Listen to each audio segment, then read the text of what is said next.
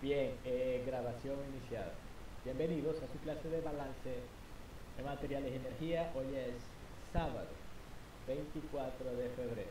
Me acabo de acordar que no subí los videos de la clase del miércoles. Ay Dios, perdón y disculpa. Pero sí, subiré los tres videos ahorita. Porque en la clase del miércoles tuvimos un problema con la luz y se me fue la internet un rato y lo tuvimos que poner como que en dos videos por separado. Bien, eso es para los que no vinieron, indirectamente para Loren, ¿cierto? Que no vino el miércoles. Pero bueno, hoy sí están los tres, así que bien la clase de hoy, perdón. Me dijeron que ya vieron Terno, no, mentira, me dijeron que estaban viendo Terno. Sí, profe, tenemos examen.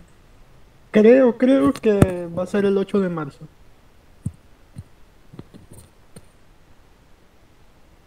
De termo. Ok. Ouch. Am,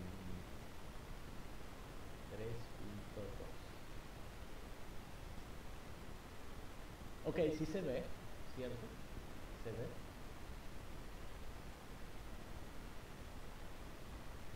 Bien. Entonces, si se ve en la pantalla, balance de material energía, ya va, pero un momento.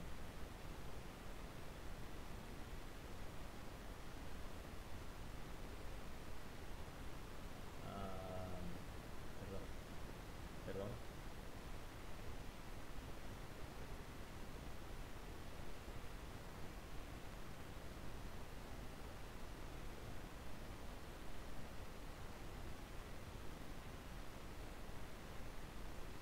Balance de materiales y energía, balance de energía.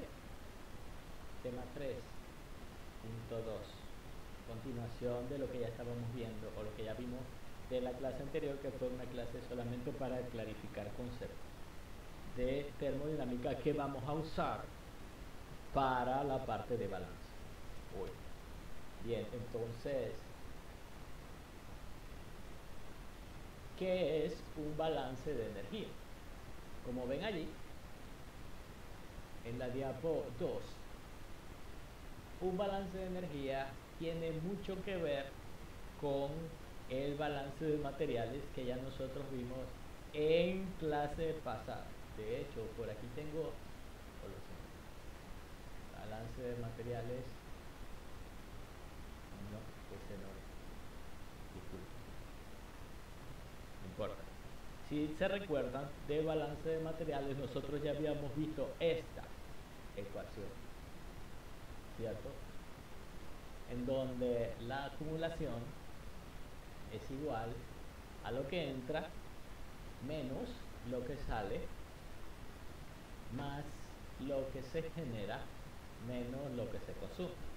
Eso es más o menos lo que ya habíamos visto en la parte de balance de material, ¿cierto? Pero solamente incluíamos la masa en esa ecuación, pero ahora en balance de energía vamos a incluir la totalidad, es decir, tanto la masa como la energía. Bien, ese balance que ustedes ven allí en pantalla es la misma ecuación en donde dice la acumulación de energía dentro del sistema. Debería haber dicho masa y energía, pero eh, no me cabe porque es una ecuación un poco grande y quiero mantener eso así, como que bonito en la presentación. Entonces dejé solamente allí acumulación de energía. Ya ustedes saben que es las dos cosas.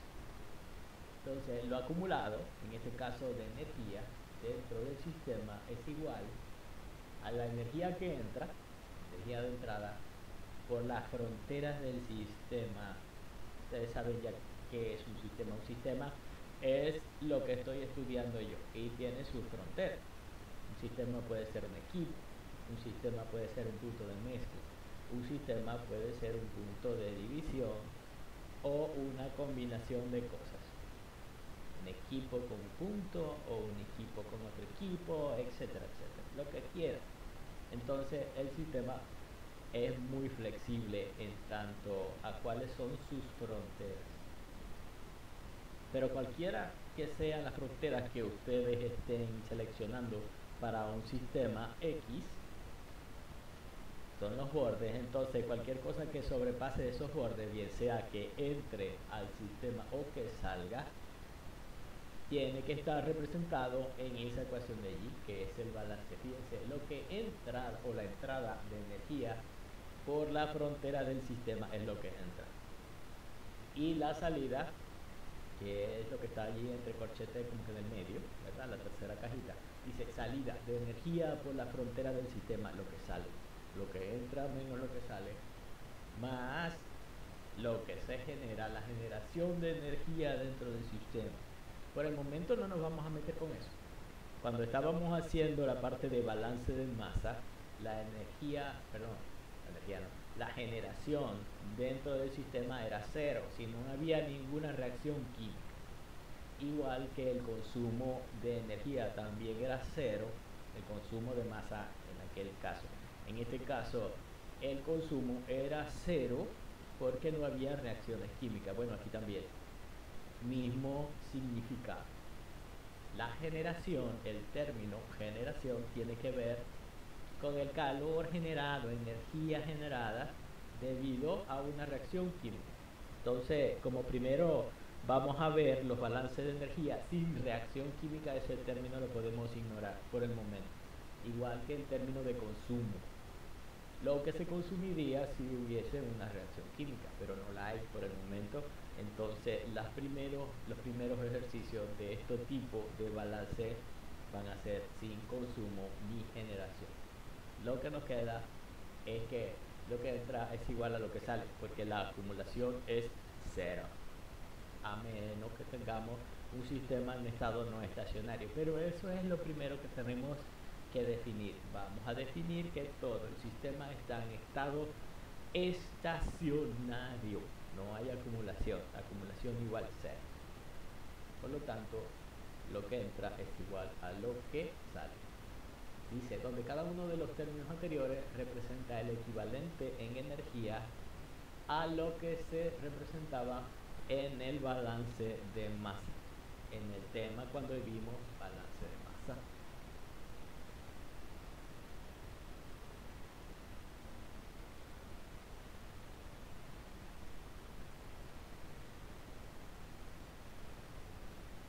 Balance de energía sin reacción química. Ahora observen con cuidado la figura esa que está ahí. Ok, entonces pareciera un sistema donde las líneas punteadas son las fronteras y hay como en el medio hay un equipo. Ese equipo es una bomba, o pareciera dibujada como si fuese una bomba. Ustedes no han visto interpretación de planos en ingeniería, seguramente que eso se ve en operaciones unitarias 1. Sin embargo, ese dibujito ahí que parece un círculo con un triángulo con una base es el símbolo típico para una bomba en cualquier plano. Y el otro simbolito que parece un rabito de cochino, un tirabuzón, es el símbolo típico de una resistencia de calentamiento o resistencia eléctrica. Entonces, dentro del sistema hay una bomba, un equipo que consume trabajo, y hay un calentador, un equipo que proporciona calor. Bien. Entonces tenemos términos como trabajo y calor, y además tenemos, fíjense, del lado izquierdo tengo sección 1 y del lado derecho tengo sección 2.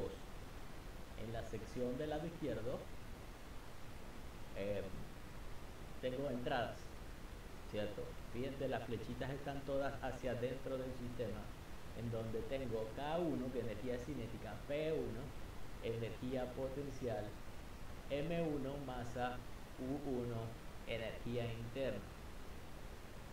Y del lado derecho sería la sección 2. En la sección 2 todas son salidas. Entonces tengo P2 energía potencial, K2, energía cinética, M2 como la masa 2, U2, energía interna 2, etc. Bien, el calor y el trabajo pueden entrar y salir indiferentemente del resto de las energías, porque no hay, o mejor dicho, no necesariamente tiene que haber un solo punto de entrada de energía. Entonces, en ese dibujo el calor está entrando y saliendo por un punto diferente de la sección 1, está entrando y saliendo por abajo, igual que el trabajo que está entrando y saliendo en un punto diferente de la sección 2, ¿cierto? Entonces ahí el dibujo está relativamente bien explicado, ahí tengo todo tipo de energías en el sistema. Entonces lo que dice del lado izquierdo de la diapositiva es lo siguiente: observe la siguiente figura, la observamos, y defina los términos de energía para, es decir, haga el balance, para 1, un sistema cerrado, y 2, un sistema abierto. Bien, nosotros ya habíamos definido en la clase pasada, en la del miércoles, que era un sistema cerrado y que era un sistema abierto. Un sistema cerrado era el cual no había entrada y salida de masa, pero sí se permitía en un sistema cerrado entrada y salida de energía.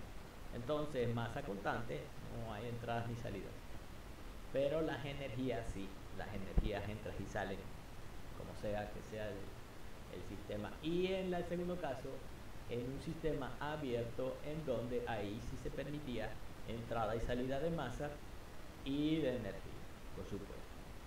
Entonces, vamos a hacer el análisis del balance de energía, que como ya vimos de la ecuación anterior, tiene acumulación, que siempre es cero, porque estamos asumiendo que el sistema está en estado estacionario.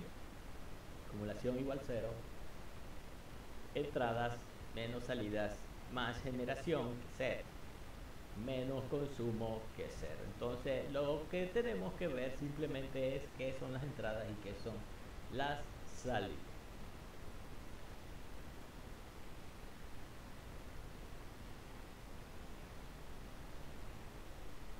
Ok, entonces, primera parte, en un sistema cerrado. Entonces el inventario de energía puede ser escrito de la siguiente manera como la ven. La acumulación, a esa la llamo delta E total, es decir, el cambio de energía en su totalidad dentro del sistema. Cambio de energía es entradas. ¿Qué tengo de entradas? En la sección 1 de la figura tengo K, energía cinética, P, energía potencial, U, energía interna.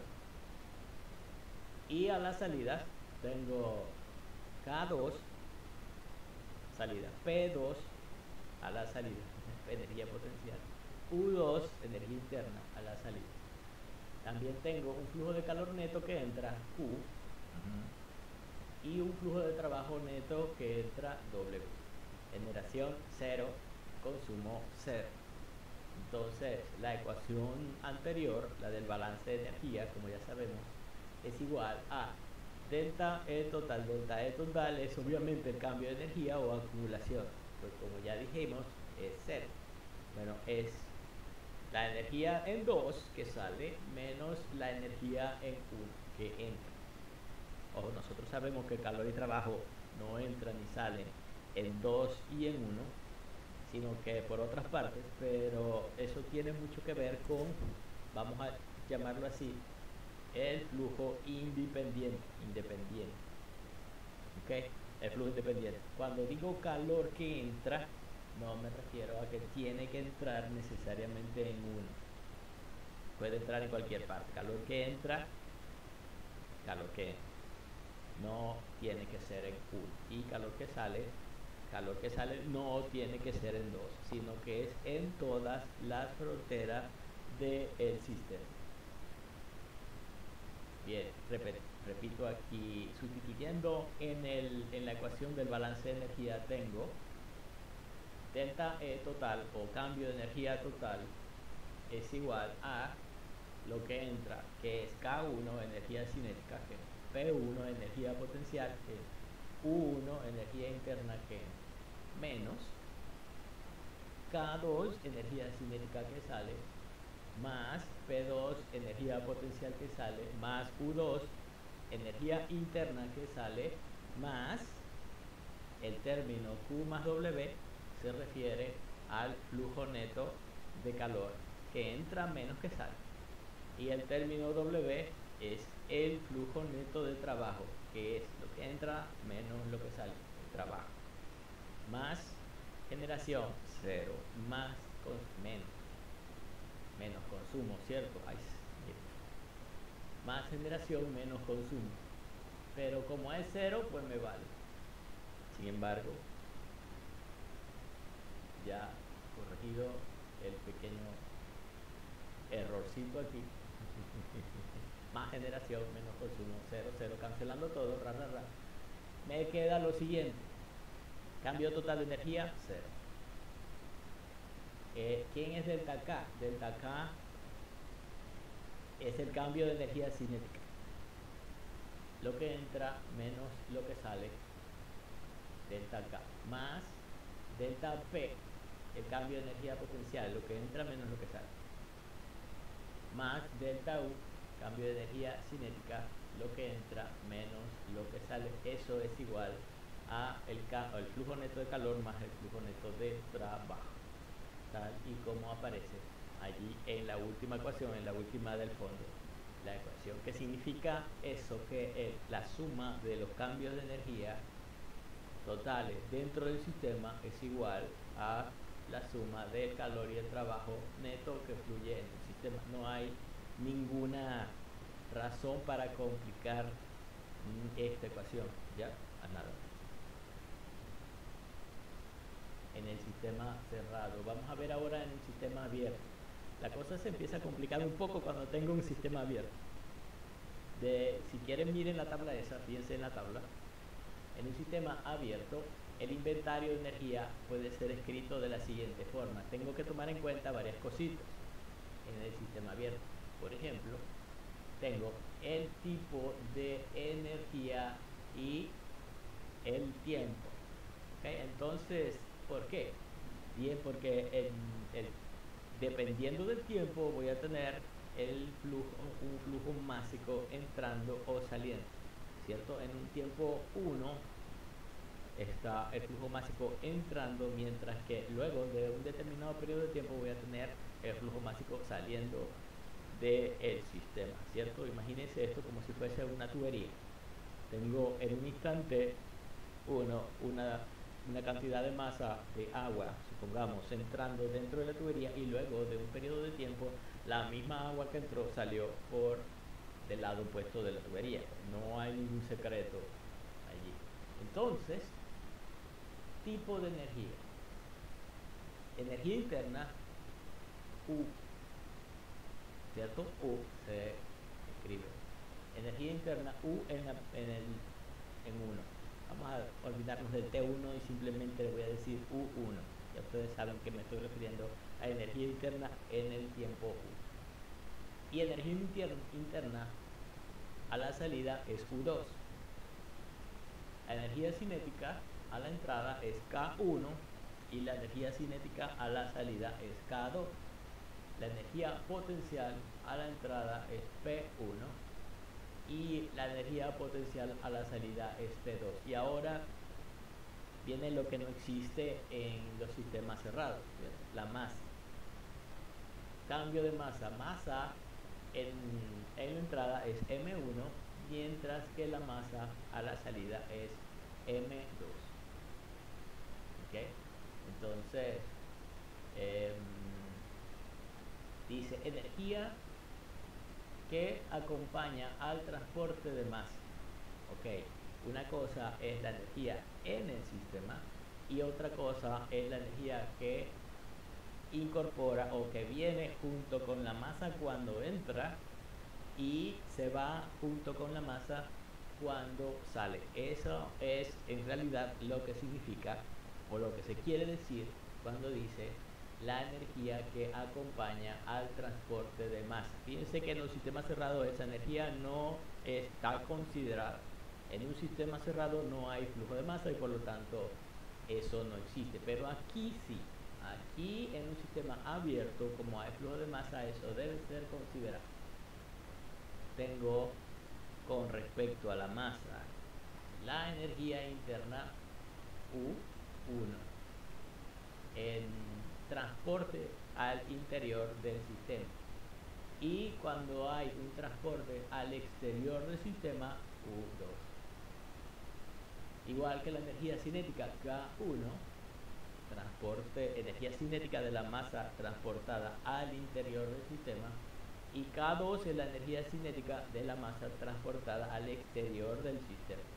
Igual P1 y P2, energía potencial de la masa que se transporta al interior del sistema, y P2 lo mismo pero la masa al exterior del sistema, igual que la masa. M1 la masa que entra y M2 es la masa que sale. Dice siguiente, aporte, ¿qué dice ahí? Aporte neto de calor al sistema, Q. Aporte neto significa calor que entra menos calor que sale, o sea, la diferencia en el flujo de calor, Q, y el trabajo realizado por el entorno sobre el sistema es W. Trabajo realizado por el entorno sobre el sistema es W. También sería trabajo neto, ¿cierto? Que sería trabajo que realiza el sistema, perdón, el entorno sobre el sistema menos trabajo que realiza el sistema sobre el entorno. Entonces también es una especie de cambio. Y aquí abajo hay un pequeño término que dice trabajo para introducir material en el o trabajo recuperado al sacar material del sistema. Entonces allí también hay un pequeño cambio, ¿verdad? Porque no solamente es el trabajo que realiza el sistema, perdón, el entorno sobre el sistema, también es el trabajo que se requiere para llevar la masa desde fuera hacia adentro del sistema, que en este caso es M1 por la presión por el volumen. M es igual a P por B.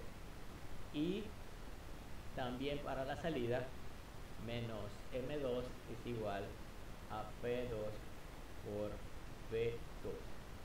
Yo quisiera mostrar, a ver,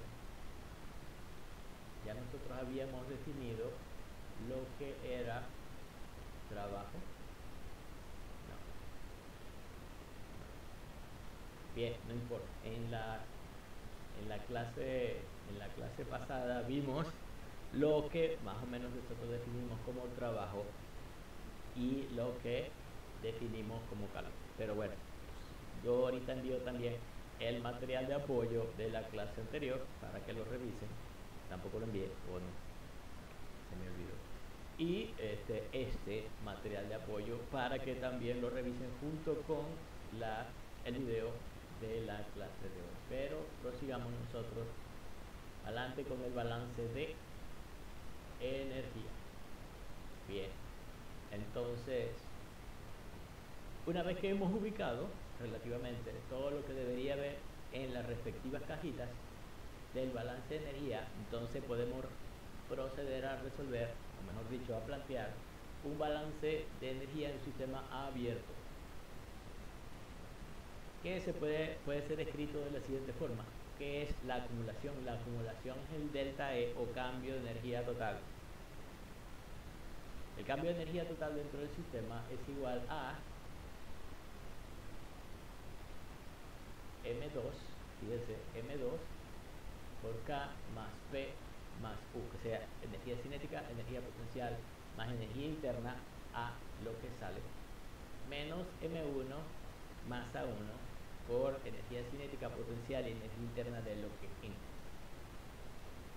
En la entrada, en el sistema 1, es M1 por energía cinética potencial interna en el punto 1, y en la salida es M2 por energía cinética potencial e interna en el punto 2. El flujo de calor neto que entra es Q y el flujo de trabajo neto que entra es W. Finalmente, tengo algo que diferencia el sistema abierto de cerrado, que es la transferencia neta de trabajo para introducir y sacar masa, que es masa por presión por volumen en el punto 1 a la entrada menos masa por presión por volumen en el punto 2 a la salida.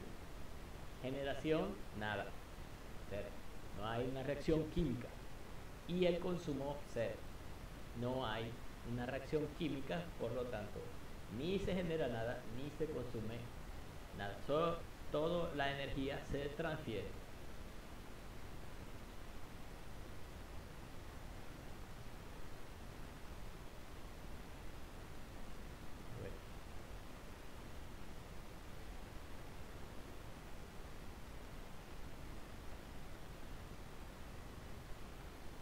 En un sistema abierto, entonces, rearreglando la ecuación, tengo que delta E total, cambio de energía total, E2 menos E1, es igual a 0. Porque no hay acumulación. Entonces, no hay acumulación porque estamos en estado estacionario. E2 menos E1 igual a 0. Es igual a lo que entra. Fíjense, ¿qué es lo que entra?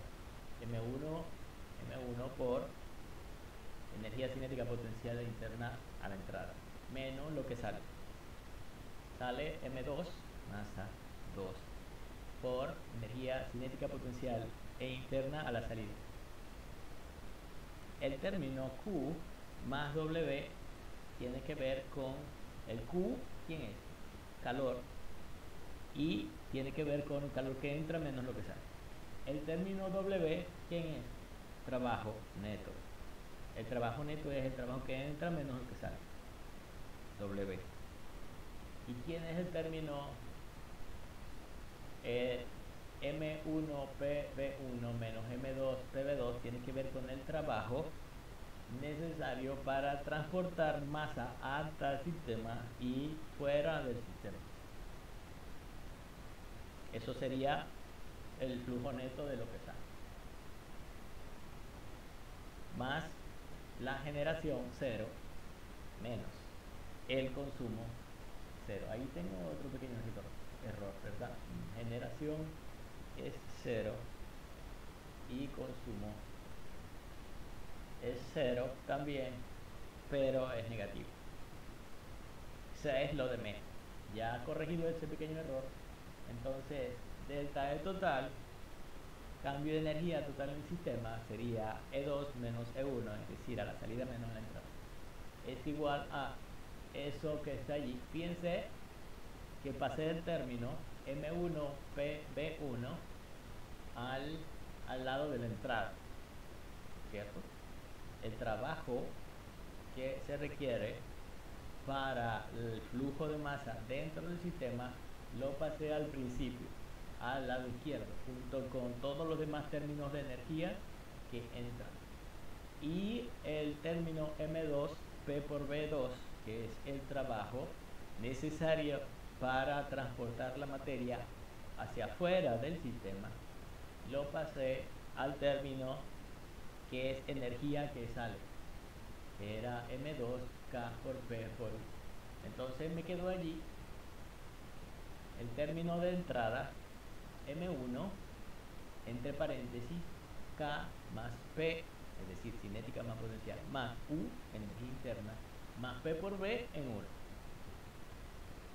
menos el término de todo lo que sale, M2 por K, cinética P potencial, U interna, y P por B, trabajo de flujo, en la salida 2, más flujo neto de calor Q, más flujo neto de trabajo W. Bueno, sí. En la clase pasada yo definí el término de entalpía. Ese sí lo tenía por ahí. A ver. Entalpía.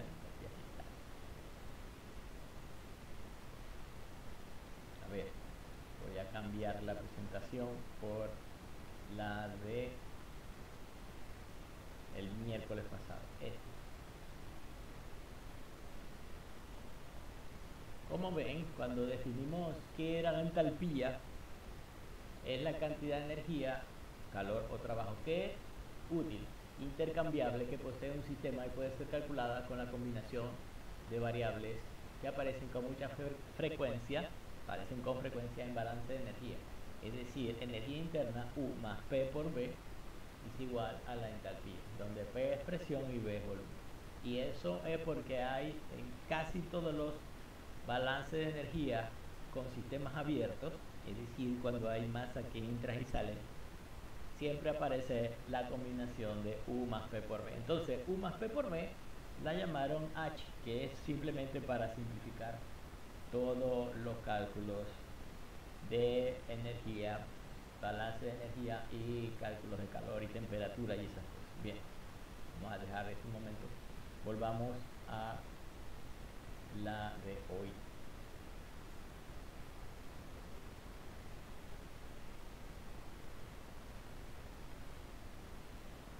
Ok, entonces, como U más P por B es igual a H, fíjense en la penúltima línea de ahí, ya sustituí donde iba U más P por B, lo sustituí por H y ya.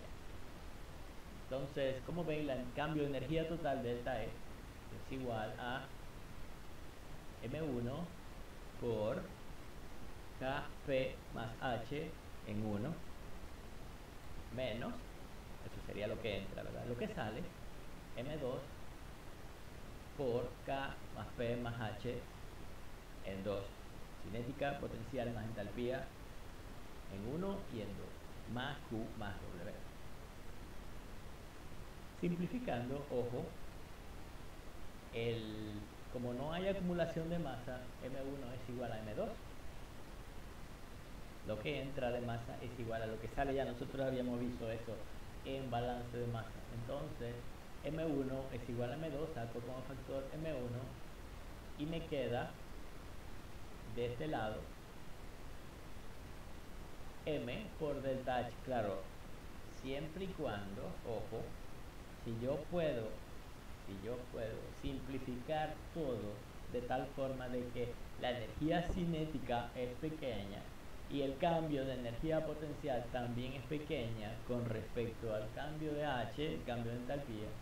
En otras palabras, si el cambio de entalpía es grande comparado con las otras energías, entonces puedo despreciar energía cinética y potencial y decir masa por delta H, masa por el cambio de entalpía, es igual a masa por Q más W. En otras palabras, delta H es igual a Q más W. Esta es tal vez la ecuación más importante que hay para el que esté comenzando a hacer balances de energía. Porque te dice mucho de un sistema, te dice mucho. Si uno puede hacer un cálculo correcto en unidades de entalpía para un sistema, puede hacer mucho para calcular o para entender el comportamiento de dicho sistema en términos de, por ejemplo, la temperatura que gobierna al calor o la presión que gobierna al trabajo, ¿cierto? Entonces, en un sistema en donde uno debe controlar o mantener controladas las variables de temperatura y presión, es muy útil tratar de predecirlo utilizando esta clase de herramientas. Si yo tengo un reactor y la reacción debe ocurrir a 100 grados centígrados y 5 atmósferas de presión, ¿cierto? ¿Cómo puede influir, por ejemplo, calentar, ¿cierto? Si mi temperatura está no a 100, sino a 120, ¿cómo afecta eso la presión? Balance de energía. Lo contrario también es cierto. Si mi presión debe ser 5, pero ahora está en 4, ¿cómo afecta eso la temperatura de reacción del sistema? Balance de energía. Que esta ecuación nos va a ser muy útil en el futuro para cuando estemos resolviendo los problemas interesantes y bonitos de balance de energía con y sin reacción. Pero por el momento sigamos viendo qué hay más adelante aquí.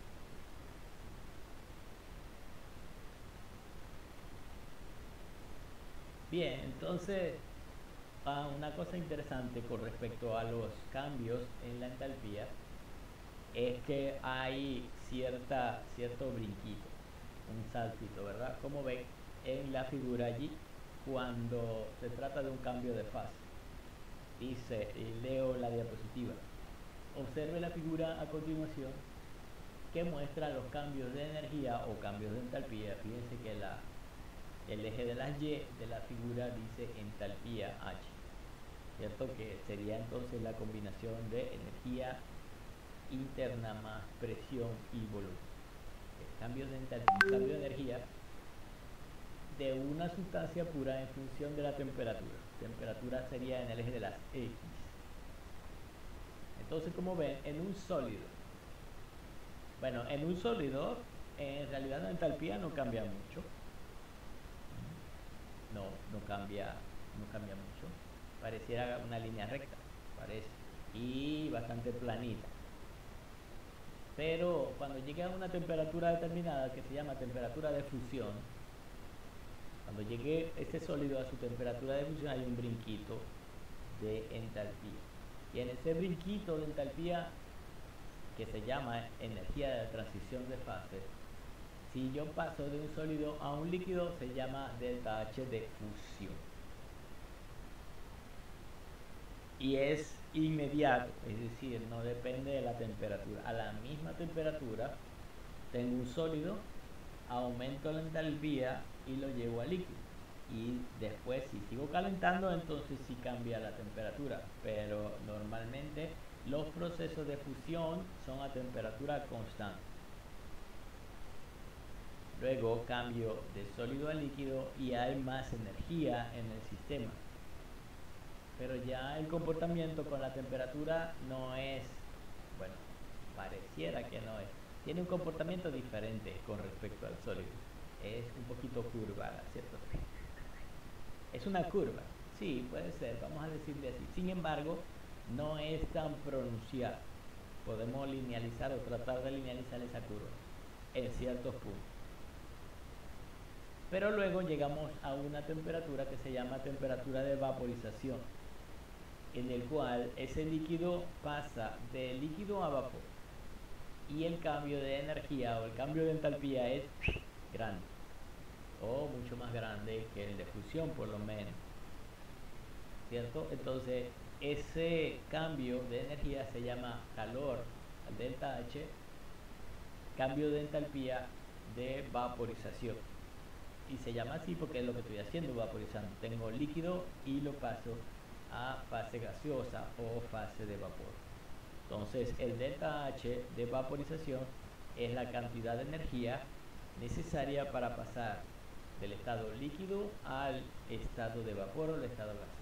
Y si después sigo calentando, bueno, la temperatura la puedo predecir con la curva que sale ahí desde en donde dice gas hacia la derecha. Mientras más temperatura, más gaseoso.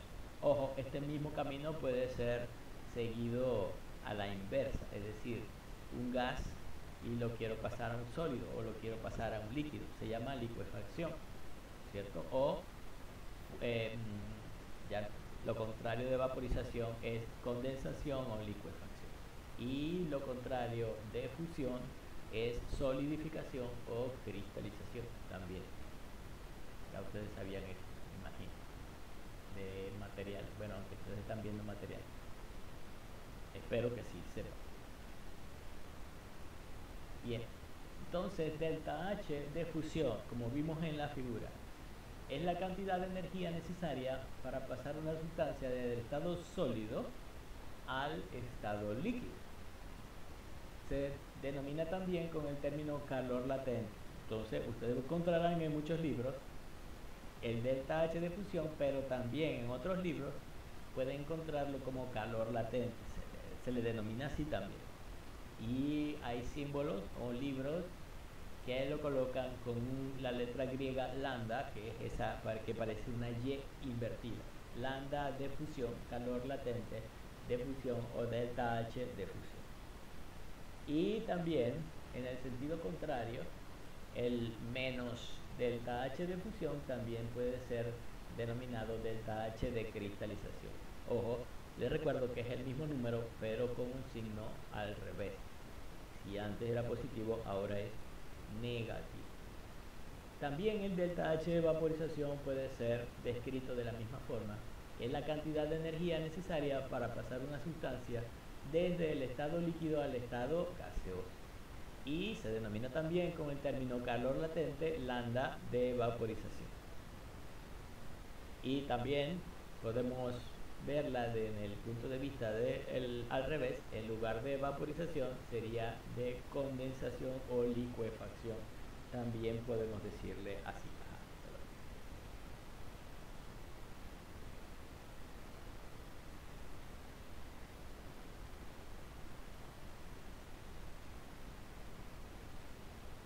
Vamos a una revisión rápida de cómo hacer cálculos de entalpía. Ustedes vieron la figura de arriba, ¿cierto? En la figura de arriba tenía entalpía en el eje de las Y versus temperatura en el eje de las X. Bien, si nosotros recordamos la clase del miércoles, definimos como conceptualmente se define la entalpía de esa forma. Entalpía es igual a el cambio de H con la temperatura a presión constante por dT más el cambio de H con la presión a temperatura constante por dP. Resulta que lo que está entre paréntesis, cambio de H con respecto a la temperatura a presión constante, se denomina Cp, y el cambio de H con respecto a la presión a temperatura constante se denomina Cv.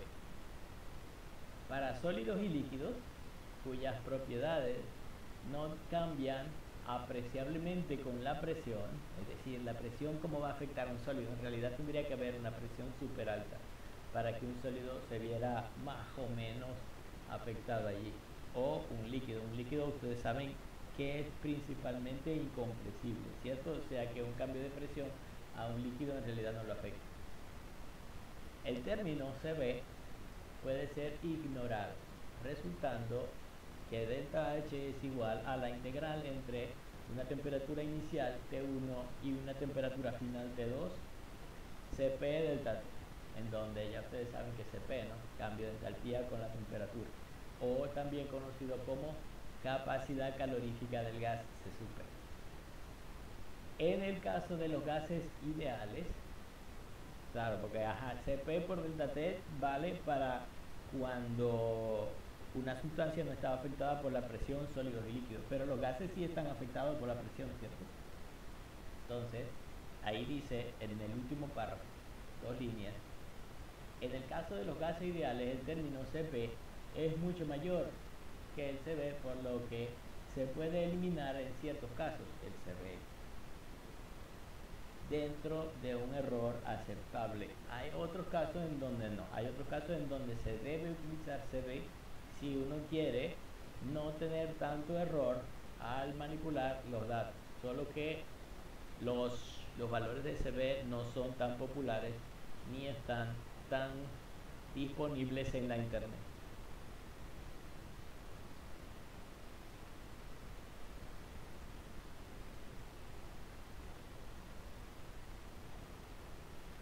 Una correlación ampliamente utilizada, aunque no es la única que hay por allí, es ajustar datos experimentales de Cp a una ecuación polinómica.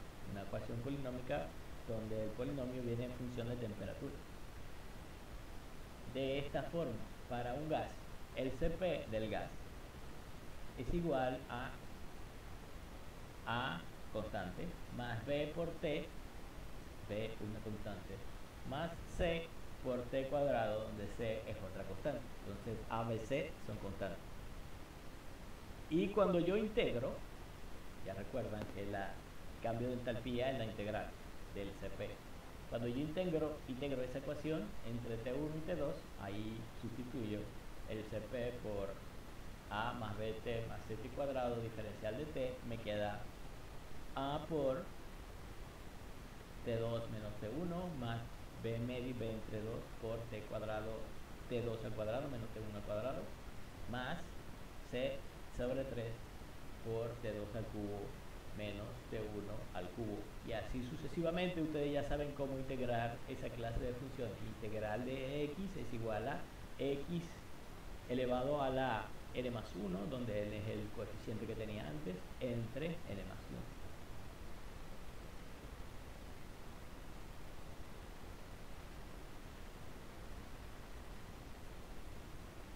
Para terminar la clase de hoy tengo un ejemplito muy rápido. Cálculo de entalpía para un sistema. Dice, leo, la conversión de desechos sólidos en gases inocuos se puede realizar en incineradores, siguiendo un método aceptable desde el punto de vista ambiental. Sin embargo, los gases de escape calientes a menudo tienen que enfriarse o diluirse con aire. Un estudio de factibilidad económica indica que los desechos municipales sólidos pueden quemarse para producir un gas con la siguiente composición en base seca: CO2 al 9,2%, CO al 1,5%, oxígeno al 7,3% y nitrógeno al 82%, total 100. Pregunta, ¿cuál es la diferencia de entalpía para este gas por libra-mol entre la parte inferior y la superior de la chimenea si la temperatura en la parte inferior es de 550 grados Fahrenheit y la de la parte superior es de 200 grados Fahrenheit? Ignora el valor del agua en el gas. Puede ignorar también los efectos energéticos que resultan del mezclado de los componentes gaseosos. Bien, voy a dejar de presentar esto y voy a mostrar mi archivito de Excel, que ya lo tengo preparado y a tiro. Vamos a ver.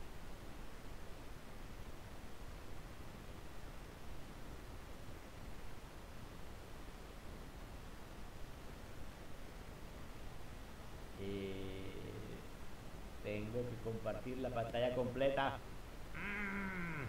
Me da rabia. Ok. Ya va.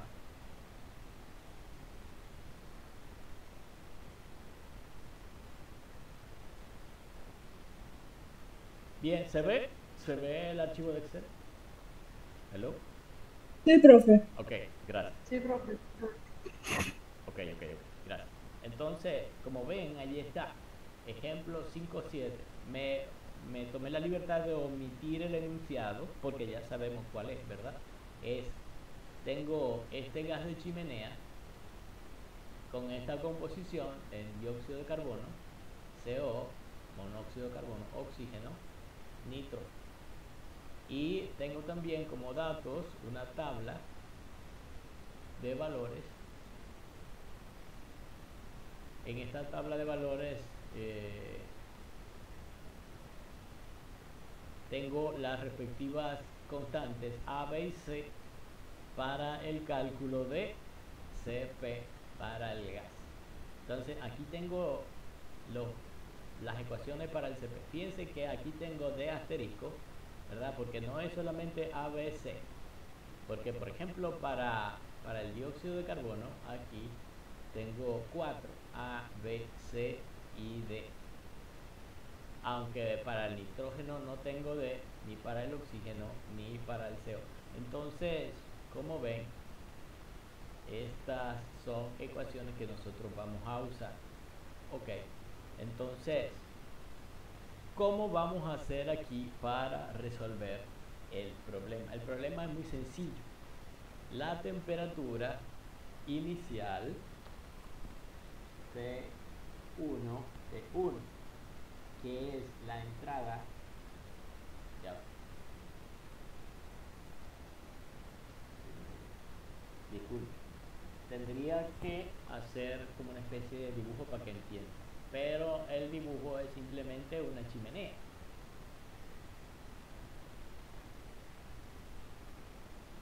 A ver.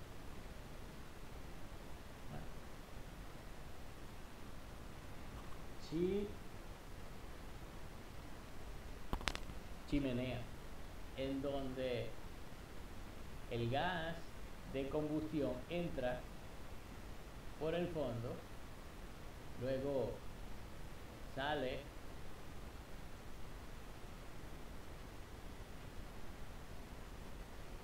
por aquí por el tope, ¿cierto? Entonces no hay ningún cambio. Así. No hay ningún cambio de composición. La composición en el tope es igual composición en el fondo. Lo único es la temperatura. La composición sería Y del CO2, Y del CO,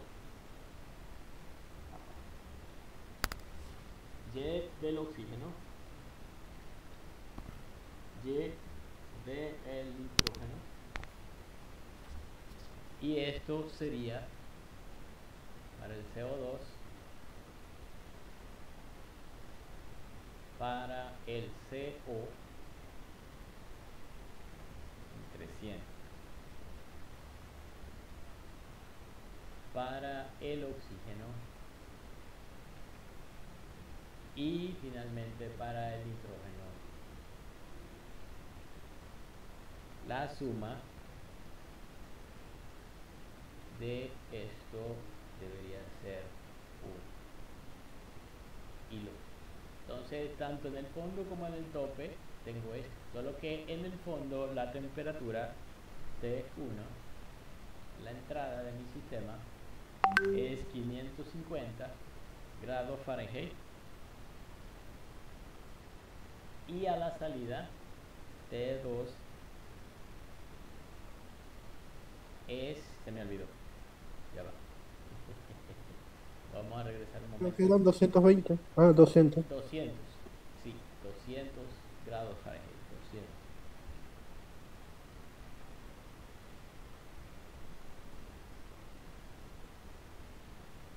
200. Ok, entonces, como saben, esto sería para un gas, perdón, para un gas puro. El CP tiene, por ejemplo, las ecuaciones para el nitrógeno, para el oxígeno, para el CO2 y para el CO. Entonces hay dos formas, ¿cierto? A ver.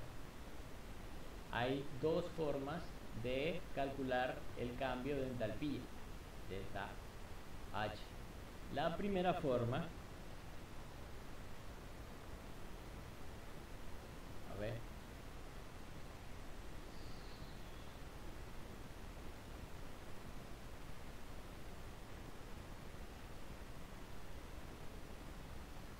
la primera forma es calcular las entalpías de cada gas y multiplicarlas por la fracción molar del gas. En este caso sería Y del nitrógeno por la entalpía o delta H del nitrógeno por delta H del nitrógeno más,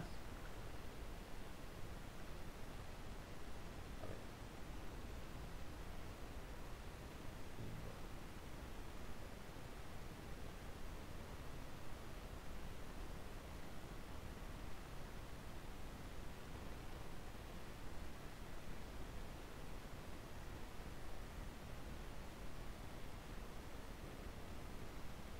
Y del oxígeno por el delta H del oxígeno más Y del CO2 por el delta H de CO2 más Y para el CO por el delta H para el CO. Eso sería una de las formas. A ver. Bueno.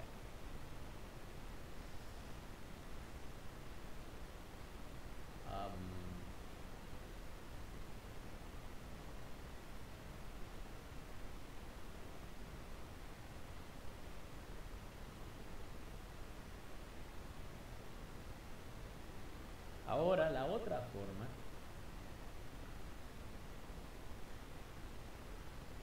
la forma alternativa para esto es multiplicar no los delta H, sino multiplicar las constantes del CP y calcular un CP general para la mezcla. Entonces, si obtengo el CP de la mezcla, el CP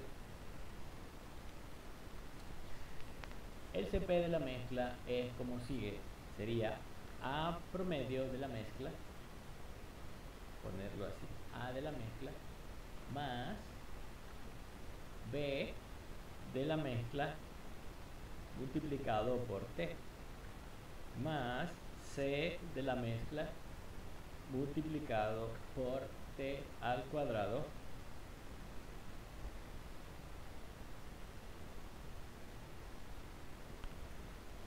más D de la mezcla multiplicado por T al cubo. ¿Cómo obtengo yo A, B, C y D de la mezcla? Multiplico las constantes que tengo aquí en la tabla del CP.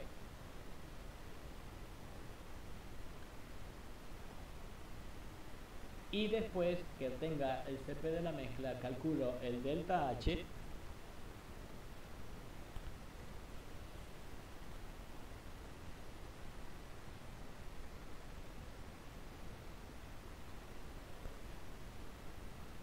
como la integral de CP de la mezcla por el diferencial de T. Espérate. O sea, ¿cuál es la diferencia entre una forma y la otra forma? En realidad no hay diferencia, solamente que de la forma 1 tengo que hacer integrales por separado para cada uno de los gases, dióxido de carbono, CO, O2 y nitrógeno.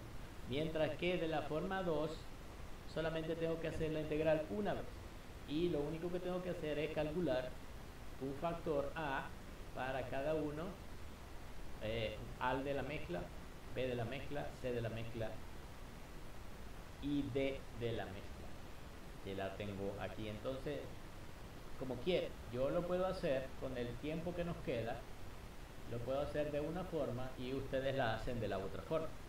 Yo lo voy a hacer de esta forma. Entonces, el factor A de la mezcla es igual aquí a el factor A del nitrógeno por el porcentaje del nitrógeno, que es este, más el factor A del oxígeno por la fracción del oxígeno, más el factor A del dióxido de carbono por la fracción molar del dióxido de carbono, más el factor A del CO por la fracción de CO. Ok. El B de la mezcla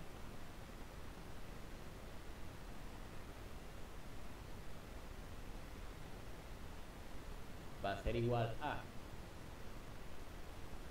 el factor B para el nitrógeno por la fracción molar de nitrógeno más el factor B del oxígeno por la fracción molar del oxígeno más el factor B del CO2 por la fracción molar del CO2 más el factor B del CO por la fracción molar de CO. Factor C de la mezcla es igual al factor C del nitrógeno por la fracción del nitrógeno más factor C del oxígeno por la fracción del oxígeno más factor C del CO2 por la fracción de CO2 más el factor C del CO por la fracción de CO.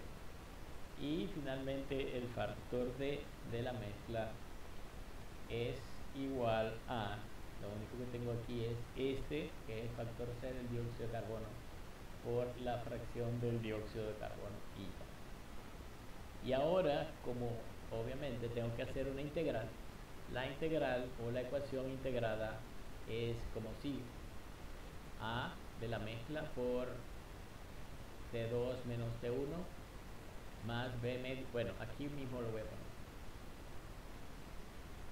El cambio de entalpía de la mezcla va a ser igual a ver,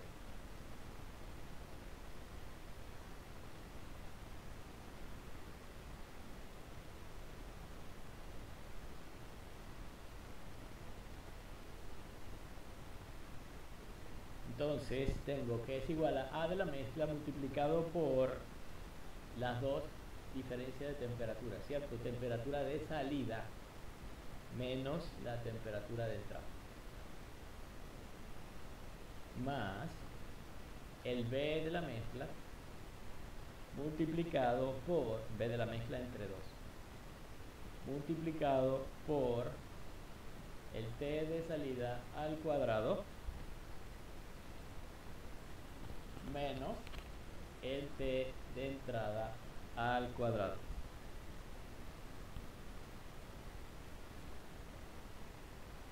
Más C de la mezcla entre 3 por T de salida al cubo menos T de entrada al cubo.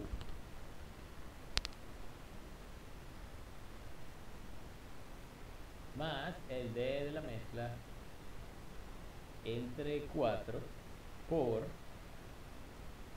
T de salida a la 4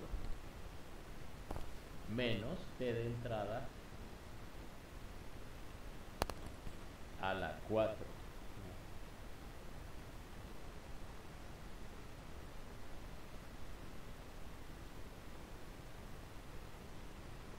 Las unidades del CP eran BTU sobre libra mol grado Fahrenheit multiplicado por grado Fahrenheit.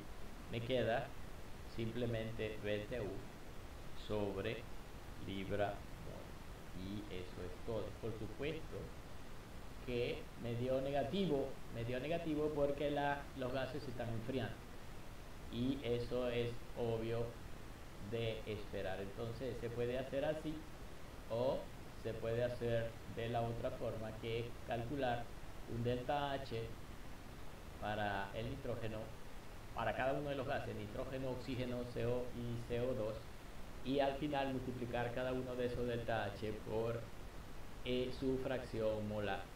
Y bueno, es un pelín cálculo más largo, tal vez, porque tienen que hacer 4 veces las integrales, pero de nuevo Excel la hace automáticamente. Ustedes solamente tienen que poner como constantes las temperaturas y ya. Esto, ya no la hacen ustedes, la hacen en realidad Excel. Entonces guardemos esto, dejemos de presentar para despedir la clase de hoy. Entonces quedó claro, se vio cómo vamos a hacer los cálculos de los cambios de entalpía. Sí, profe, hay que repasar. Ok, eso supuestamente ya lo vieron en termo, pero prefiero que lo repasen. Cómo calcular entalpía y esas cosas. Bien, entonces si no hay más nada, me despido hasta el miércoles que viene. Ah, por cierto, ¿cuándo empieza el semestre que viene? Perdón. El 4 de marzo, supuestamente. 4 de... Ay, Dios mío, bueno. Resulta que me pusieron una clase de material. Sí, yo voy a dar material el semestre que viene. Y ¿Usted va a dar ciencia de los materiales, profe? no había de No otra. sé. No había de otra. ¿Y qué va a dar la profesora Valentina? Físico-químico. Ella ahorita creo que está dando las dos. Sí, ella estaba dando el semestre pasado o antepasado físico. No sé si lo va a volver a dar porque son muy pocos estudiantes los que pasaron termo 2 o están viendo termo 2. Bueno, de cualquier forma, disculpa. La cuestión es que el horario que me pusieron de ciencia de los materiales es el mismo que tengo ahorita de balance. Miércoles de 10 a 12 perdón, de 10 a 1. Y sábado igual, de 10 a 12. Entonces, si por alguna casualidad tenemos que dar alguito más, alguito de balance fuera del semestre, es decir, este semestre montado con el otro, me perdono, pero habrá que terminar con, con balance en algún momento. No nos falta mucho en realidad, nos falta muy poquito, entonces sería, qué sé yo, una, dos, tal vez tres clases adicionales de balance. Vamos a tener que coordinarnos para hacer esto, no sé, un día que no tengamos clase ninguno de nosotros, un día que tengamos libre. Entonces, dijiste 4 de marzo, Heidi. Bien, Sí, 4 de marzo. podemos hablar de esto entonces en el grupo de WhatsApp, si quieren, y nos coordinamos una vez que tengan su nuevo horario. Ok, profe. Está bien, profe. Me parece bien. Dale pues. Entonces, feliz fin de semana. Nos vemos. Gracias. Dale. Gracias, profe. Feliz fin de semana. Dale. Igual. Hasta luego.